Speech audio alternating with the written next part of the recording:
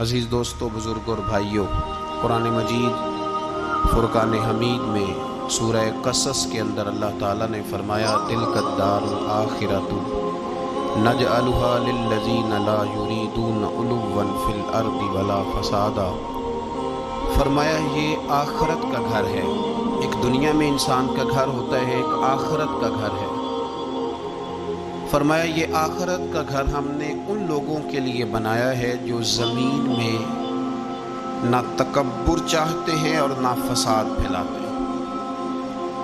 یہ آخرت کا گھر ہم نے ان لوگوں کے لیے بنایا ہے۔ اور فرمایا والعاقبۃ للمتقین، آخرت کی بھلائی پرہیزگاروں کے لیے، جو لوگ نہ تو تکبر چاہتے ہیں نہ فساد کرتے ہیں، جو متقی بن کے اللہ سے ڈر کے وقت گزارتے ہیں۔ یہ آخرت کا گھر ہم نے ان لوگوں کے لیے بنایا۔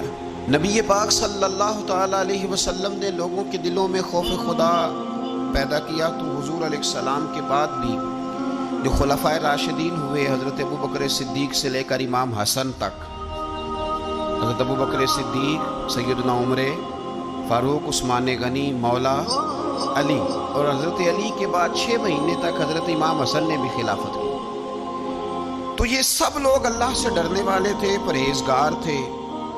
یہ وہی لوگ تھے جن لوگوں نے نہ تو اطراء زمین میں نہ تکبر کیا، نہ کوئی فساد کیا، وہی لوگ تھے۔ اس کے بعد پھر ملوکیت آ گئی، اسلام کے اندر بادشاہت آ گئی۔ حضرت امیر معاویہ رضی اللہ تعالیٰ عنہ پہلے بادشاہ ہیں اسلام کے، اور بعد میں جو لوگ ہوئے انہوں نے بادشاہت کی، خاندانوں کو نوازا، بڑے بڑے لوگوں کو وظیفے دیے، سیاسی چالیں بھی چلیں، بہت سارے جگہوں پہ فساد بھی ہوا، بڑے حالات خراب بھی ہوئے۔ لیکن اللہ تعالیٰ نے میرے نبی پاک علیہ السلام کے دین کو یہ کمال دیا ہے کہ یہ دین بھی موجود رہے گا اور اس پر ہمیشہ عمل کرنے والے بھی موجود رہیں گے۔ اللہ تبارک و تعالیٰ نے پھر ایک خوبصورت انسان، بنو امیہ کی حکومت تھی، اسی میں سے ایک خوبصورت دھلا ہوا، سجا ہوا، سمرا ہوا، خوشبو والا، میٹھا بھی، ٹھنڈا بھی، پیارا بھی، نیک بھی، متقی بھی، اصول والا بھی، رسول اللہ علیہ السلام کا غلام حضرت عمر بن عبدالعزیز، اللہ تعالیٰ نے یہ مرد مجاہد پیدا فرمایا۔ آپ مدینہ شریف میں پیدا ہوئے۔ آپ کے جو والد گرامی تھے وہ مصر میں گورنر تھے۔ حضرت عمر بن عبدالعزیز رحمۃ اللہ تعالیٰ علیہ کی جو والدہ ہیں وہ حضرت عمر فاروق کی پوتی ہیں، تو آپ کی رگوں میں فاروقی خون بھی تھا۔ حضرت عمر بن عبدالعزیز رحمۃ اللہ تعالیٰ علیہ کے والد گرامی نے آپ کو مدینے میں پڑھنے کے لیے چھوڑا۔ حضرت صالح بن کیسان ایک عالم اور محدث تھے، ان کے پاس آپ نے تعلیم پائی۔ اور جناب عمر بن عبدالعزیز رحمۃ اللہ تعالیٰ علیہ کے والد اگرچہ مصر میں تھے، لیکن آپ کو مدینہ میں رکھا، آپ نے مکمل تعلیم حاصل کی، علم حاصل کیا، چھوٹی سی عمر میں قرآن پاک کے حافظ بھی ہو گئے۔ پھر جب بڑے ہوئے تو اللہ نے یہ موقع دیا، چونکہ خاندان کی حکومت تھی تو آپ مدینہ شریف کے گورنر بنے،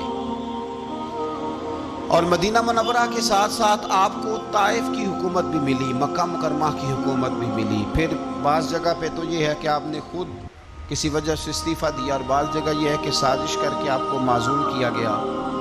لیکن حضرت عمر بن عبدالعزیز نیک بڑے تھے، پرہیزگار بڑے تھے، پر خوش لباس بھی بڑے تھے۔ خادم کو جب بھیجتے تھے بازار تو کہتے تھے جو سب سے مہنگا جوڑا ہو وہ خرید کے لا لو۔ خوشبو بہترین استعمال کرتے تھے۔ جب گزرتے تھے تو لوگوں کو پتہ چلتا تھا کہ کوئی عام نہیں گزرا، عمر بن عبدالعزیز گزرے۔ جب تک گورنر رہے، جب تک خاندان میں رہے، ماحول اور رہا۔ سلیمان بن عبد الملک خلیفہ جب جانے لگے تو انہیں وصیت کر دی کہ میرے بعد عمر بن عبدالعزیز خلیفہ ہوں گے۔ یہاں تو لوگوں کو عہدہ ملے تو لوگوں کی کیفیت بدل جاتی ہے نا، لیکن جب حضرت عمر بن عبدالعزیز کا اعلان ہوا تو رونے لگے، ایک کونے میں بیٹھ کے رونے لگے، فرمانے لگے مجھے امید نہیں تھی کہ وہ اتنا بڑا بوجھ میرے کندھوں پہ ڈال کے چلا جائے۔ اتنے سارے لوگوں کا بوجھ، اتنے سارے لوگوں کی آزمائش۔ خیر چونکہ وصیت تھی، آپ کی بیعت لی گئی۔ بیعت لینے کے بعد آپ ممبر پہ چڑھے، تو فرمایا لوگوں میں تمہیں آزاد کرتا ہوں، اگر تم میرے علاوہ کسی کو حکمران بنانا چاہو تو مجھے کوئی اعتراض نہیں ہے۔ لوگوں نے کہا نہیں، آپ ہی ہمارے حکمران ہوں گے۔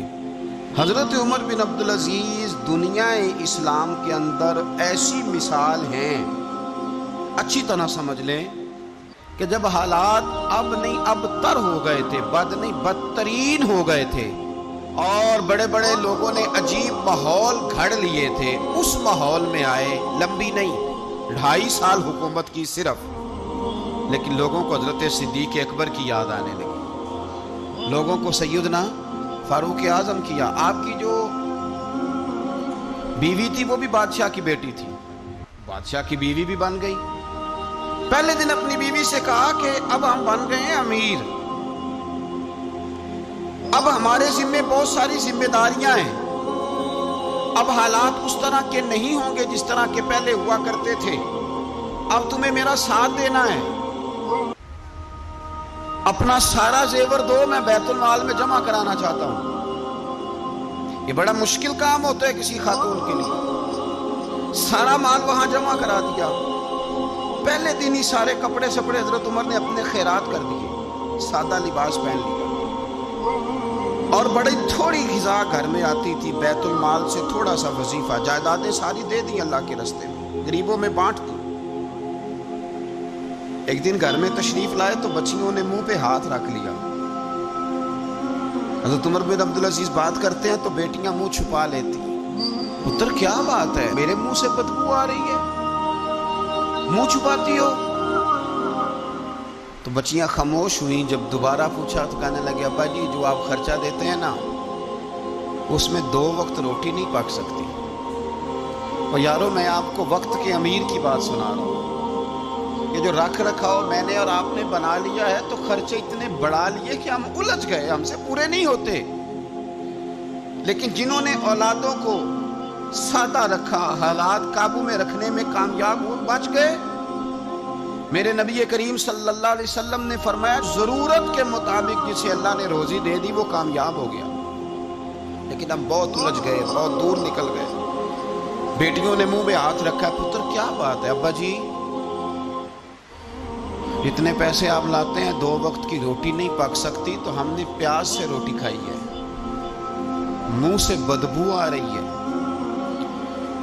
اس لیے آپ کے سامنے منہ نہیں کھولا کہ آپ کو کراہت ہوگی۔ تو حضرت عمر بن عبدالعزیز آنکھوں میں آنسو تو آئے پر کہنے لگے یا اللہ تیرا شکر ہے کہ جس جگہ میں اپنی اولاد کو کھڑا کرنا چاہتا تھا میری اولاد وہاں کھڑی ہو گئی ہے۔ یہ پیاز سے روٹی کھا کے بھی شکر ادا کرتے، پیاز سے روٹی کھا کے بھی۔ حضرت عمر بن عبدالعزیز نے اپنے گھر کے اندر عید والے دن بیٹیوں نے کہا ابا جی جوڑے پرانے ہیں، یارو ہو جاتا ہے، بس تھوڑا سا نا توجہ کی ضرورت ہے، ہو جاتا ہے، نئے کپڑے لینے۔ اب ایک گھر میں شادی ہوتی ہے تو اس گھر سے تعلق رکھنے والے ہر گھر میں شادی سمجھنے شروع ہو گئی، لاکھوں روپے کا مال صرف کپڑوں پہ، جوتوں پہ اور ان کے لوازمات پہ لگتا ہے۔ غربت کیسے ختم ہوگی؟ حالات کیسے ٹھیک ہوں گے؟ پردیس میں جانے والے واپس کیسے آئیں گے؟ کس طرح یہ ماحول ٹھیک ہوگا جب اخراجات اتنے بڑھا لیے جائیں؟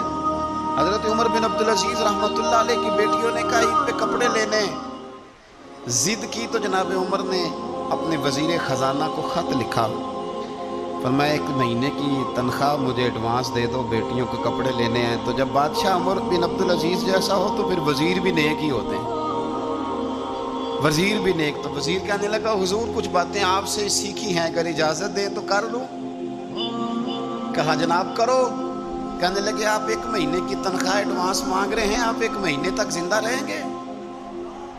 یہ آپ سے سیکھی ہوئی باتیں۔ حضرت عمر بن عبدالعزیز کہنے لگے رب تیرا بھلا کرے، تو نے سوئے ہوئے عمر کو پھر سے جگا دیا۔ بیٹیوں سے آگے کہنے لگے پتر پرانے کپڑے دھو کے پہن لو، اگر کپڑے دھو کے پہن لو گی اور پہن کے رب کی بارگاہ میں کھڑے ہوگی تو رب تو پہلے ہی بڑا قبول فرمانے والا ہے، اللہ تو پہلے ہی بڑا قبول کرنے والا ہے۔ تو صاحب یاد رکھیں حضرت عمر بن عبدالعزیز نے اپنے گھر کے اندر یہ ماحول پیدا کیا، اپنے گھر کے اندر یہ کیفیات آپ نے بنائی، بنا کر کے